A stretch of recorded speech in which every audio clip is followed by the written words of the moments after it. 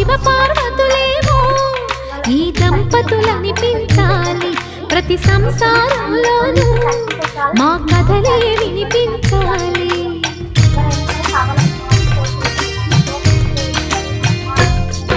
ఆ సిరిని శ్రీహరిని మా జతలో చూపించాలి, శ్రీకాంతుల కొలువంటే మా కాపురం అనిపించాలి. మా ముంగిలిలోన పున్నమి పూల వెన్నెల విరియాలి, మా చక్కని జంట చుక్కల తోట పరిపాలించాలి.